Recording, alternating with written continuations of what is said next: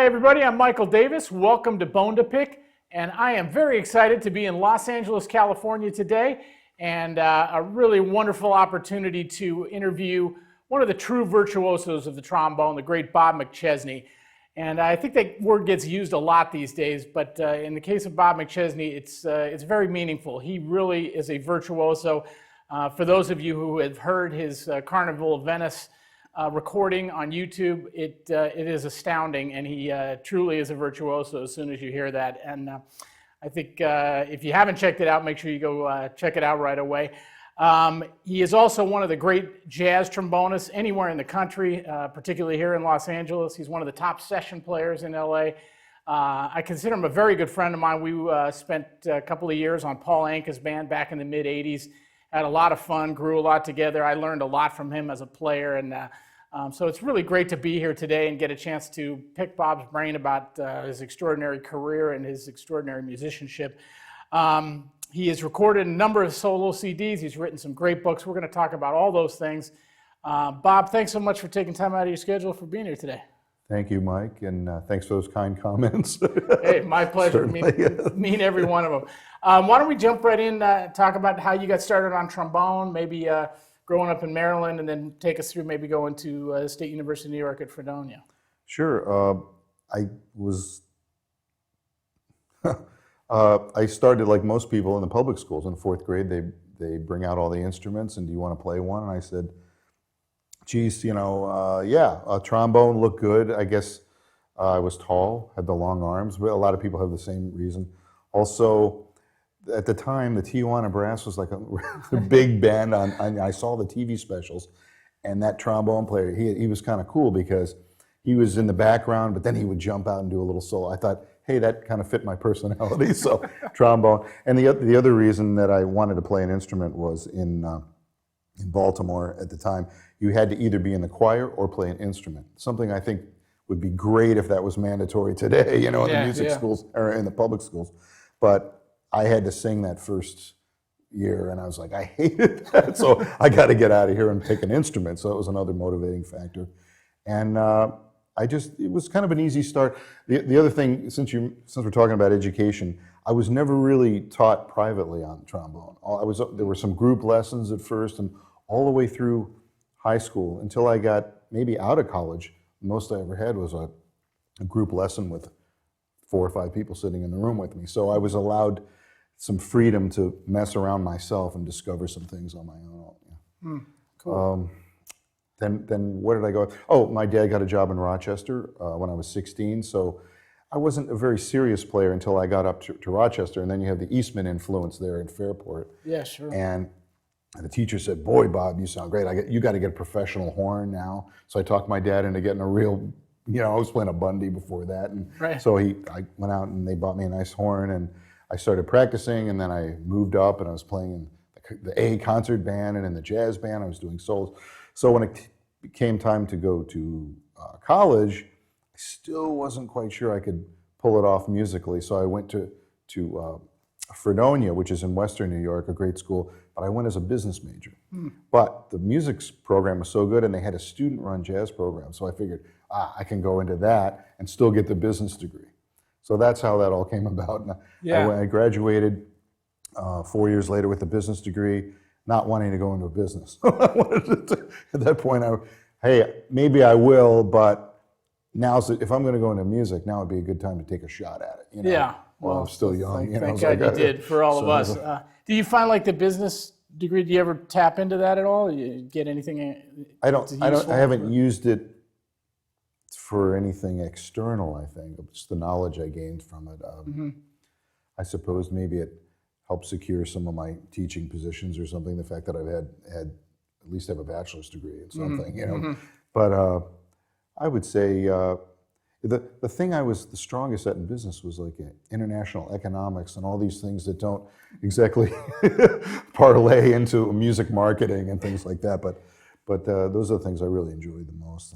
When we used to travel abroad with Anka, I noticed you seemed to do the best at the money changing thing. Like you had a real knack for that, so maybe it helped you in that at any rate. I don't know about that. So maybe talk to us a little bit now about what made you decide to move to LA. Sure. when that took place, and also just maybe touch on what it was like here in Southern California your first few years in town. Sure. Well, right after I graduated, I was ready to do some playing, and my favorite bands, of course, were all those road bands. I wanted to be on Woody's band really bad, and I wanted to be on take a shot at either Buddy's band or Maynard's band. At that time, there were no openings. I had no connections. You have to kind of know somebody to get in there. But within a few months, I had a shot at Buddy Morrow's band, which was the Dorsey band. So, well, I don't have any other choice. Why don't I do this and go out and play for a while? So I had some friends on there. I lasted about 4 or 6 months. It was a lot of hard work. Yeah. 3 hit and runs a week, And during that time I was on the road, I was like, whoa, I don't know how much longer I could do this. My friends from Fredonia, a few of them had moved to Los Angeles. So they kept saying, we're starting a group out here. You've got to come out now. I don't know, or we might get somebody else, So they were kind of working me for a long time, and I guess it really didn't matter when I came out, but they were trying to get me to come out. And so I gave Buddy my notice and just threw everything I had in the car and drove. I still had my home base was Baltimore. Even though I was on the road, I'm still like at my parents' house in Baltimore.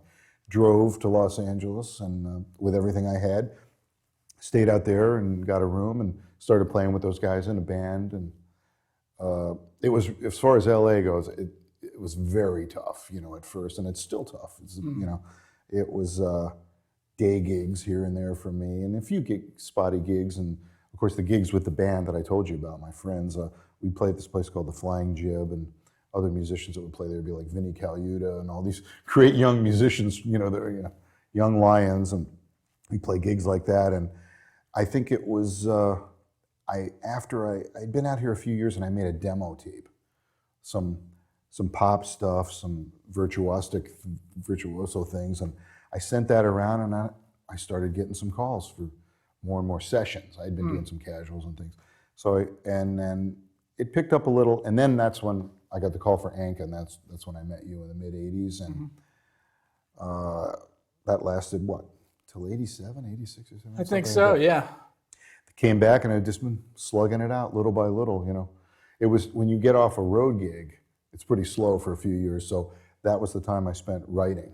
I wrote some books and tunes and things like that, producing tunes with my wife, and did everything I could because I was trying to recover from the loss, being on the road for that long.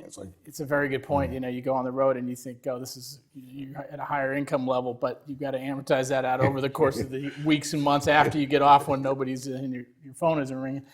Maybe we could talk a little bit about the Anka gig, because it was fortunate for me that we got to do it together, and I became a big fan of your playing when we were working together. And Anka is a character, that's for sure, but I have to give him a lot of credit for always having great bands and always having great musicians. And even predating us, his trombone section at one point was Carl Fontana and Frank Rossellino. So obviously it doesn't get much better than that. And we met.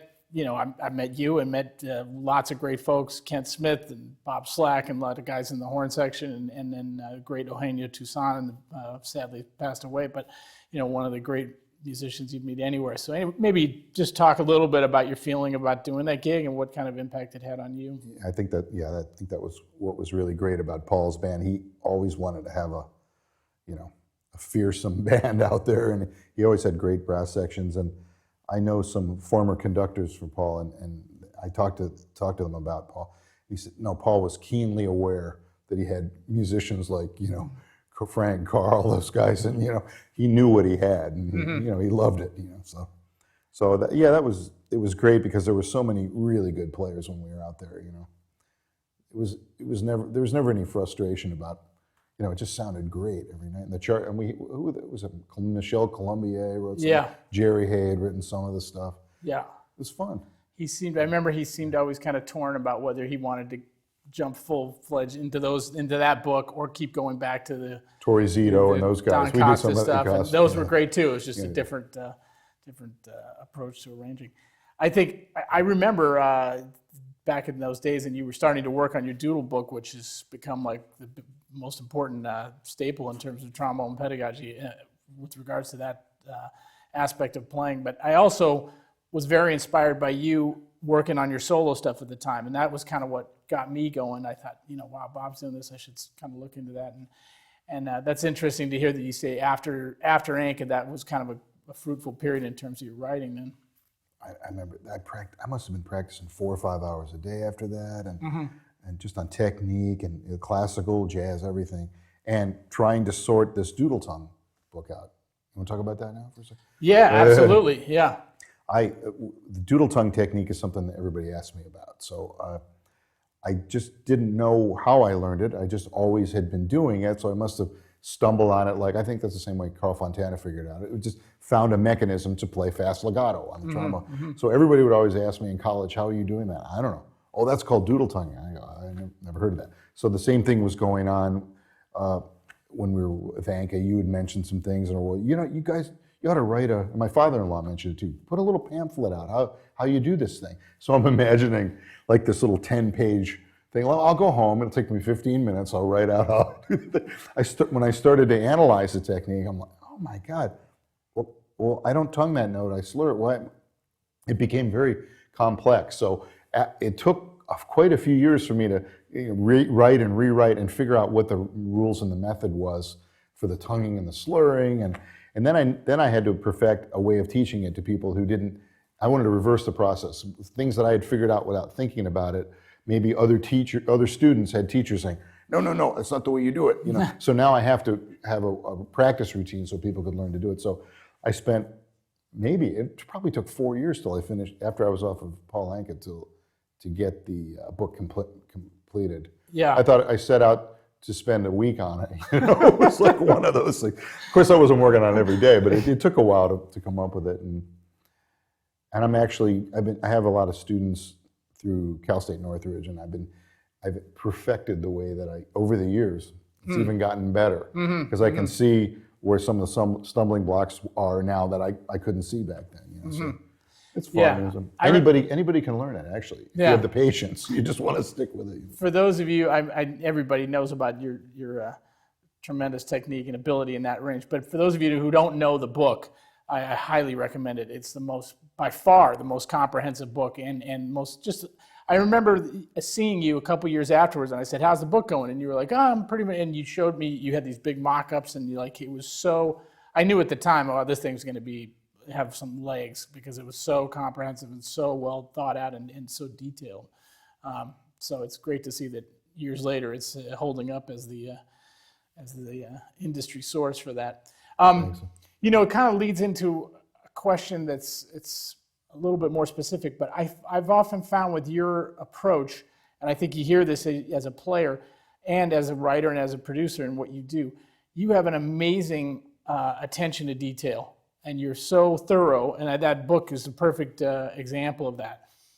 Is that something that's just a part, you think it's just a part of your personality in all facets of your life, or is it something you just, obviously you care passionately about the music and you're playing, and you really are always trying to get the most out of yourself? But I was curious to ask you about that, because to me, that's one of the things that makes you such a great musician and technician, is that your attention to detail is extraordinary. I guess I never thought of it exactly that way, but I do a lot of other things too, and I like, as far as teaching or writing, and I do a little Photoshop dabbling and finale work and and engineering and some producing. So, and I noticed that I do have that way of getting down. So I really want to get the details right, and I think so. It pervades. I guess it's always pervaded my life. You have to be careful when you have that ability to be so, you don't want to. There's a perfectionist problem when you get to that microscopic thing, and also you got to see the big picture too. So just like when you work in Photoshop, you have to zoom way in. If you just stay in there, you could be really messing up your photograph pretty bad. You have to keep zooming out at, like, what's the concept of this music that I'm working on? So that the hard part of having that much of a detailed focus is being able to zoom back out and you know what I'm talking about. I know exactly what you're talking about. You certainly have that in your sights at all times as well, I think. But thank you. But well, let's carrying that one step further, let's talk about what I mentioned in the introduction is this phenomenal recording on Carnival of Venice that you did.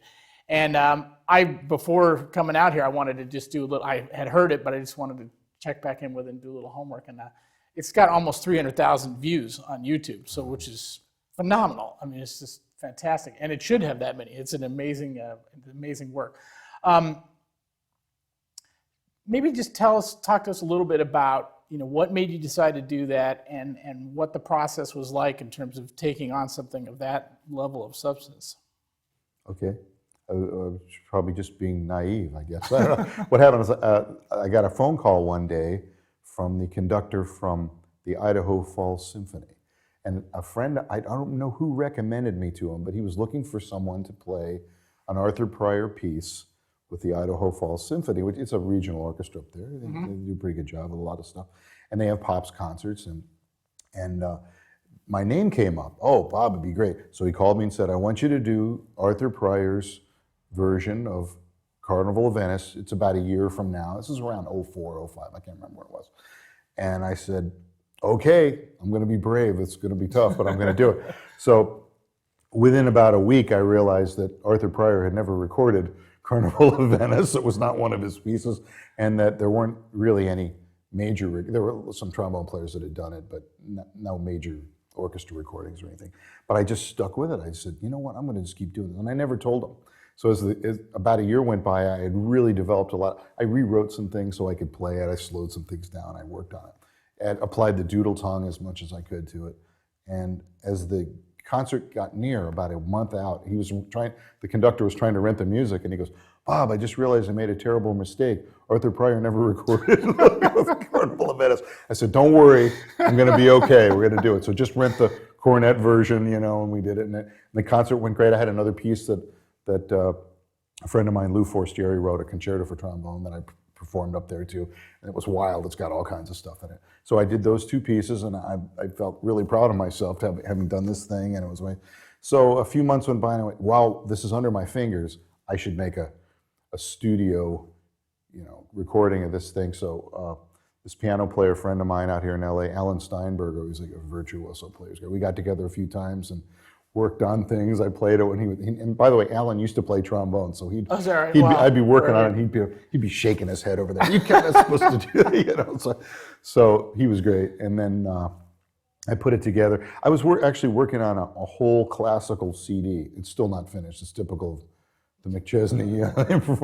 But I did a bunch of tracks, and you can hear some things on the web that I've done, but I never finished the whole thing.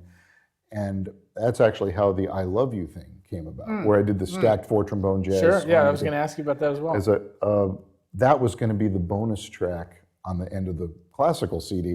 The classical CD has a bunch of solo performances, but also has a lot of stacked trombones and some trombone quartets and things. And I'm still going to do it. It's half done. And the whole thing was put that on the end, because you often hear on a Joe Alessi record, he'll do a jazz tune at the end or something. So I thought this would be a clever thing. But I'd been sitting on that thing for so long, I couldn't sit on it anymore. So I just said, I'm just going to put it out and spoil the record and just put the thing out. So that did pretty well too. It's like absolutely tons. That was the other one I was going to bring up. That's an amazing arrangement, amazing performance on that. So one of my hopes and dreams someday is to do a whole CD like super sax, that kind of thing, where do standard jazz tunes, all the way from top to bottom, like the Charlie Parker super sax thing, and harmonize them and do a whole record like that. I've actually proposed it to a few labels, but no one's bitten on it yet. But I would probably just do it myself.